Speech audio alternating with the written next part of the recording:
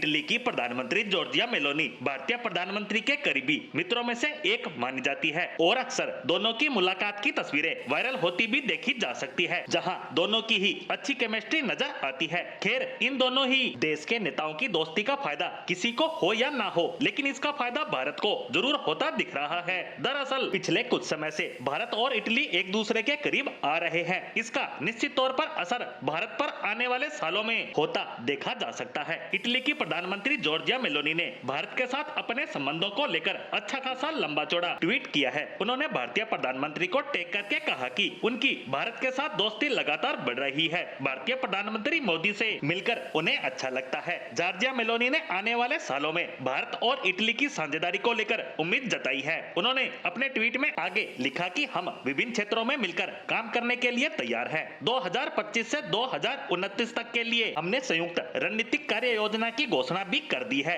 आपको बता दें कि बड़ी बड़ी घोषणाएं हो चुकी है। नई नई डील्स की तरफ इटली और भारत मिलकर काम करने के लिए पूरी तरह से तैयार नजर आ रहे हैं। मेलोनी ने अपने इसी ट्वीट में लिखा कि भारतीय प्रधानमंत्री मोदी से मिलकर मुझे बहुत खुशी हुई। रियो डी जनेरियो में G20 शिखर सम्मेलन के इस अवसर पर भी यह संवाद एक अनमोल अवसर है, जिसमें विज्ञान और प्रौद्योगिकी, व्यापार और निवेश, नई और उभरती हुई प्रौद्योगिकियों और स्वच्छ ऊर्जा और अंतरिक्ष रक्षा कनेक्टिविटी जैसे प्रमुख क्षेत्रों में 2025-29 तक के लिए संयुक्त रणनीतिक कार्य योजना के साथ भारत इटली रणनीतिक साझेदारी को आगे बढ़ाने के लिए साझा प्रतिबद्धता की पुष्टि करने की अनुमति दी है। हम दोनों ही देशों की अर्थव्यवस्था और नागरिकों के लाभ के लिए और लोकतंत्र, कानून, शासन और सतत विकास के साझा मूल्यों के समर्थन में अपनी द्विपक्षीय साझेदारी को और गहरा करने के लिए मिलकर काम करना जारी रखने की इच्छा व्यक्त करते हैं। जॉर्जिया मेलोनी का ये ट्वीट बता रहा है कि इटली और भारत आज के समय में कितने करीब आ चुके हैं। दोनों के बीच विभिन्न क्षेत्रों में व्यापार निरंतर बढ़ रहा है और ये भी स्पष्ट हो रहा है कि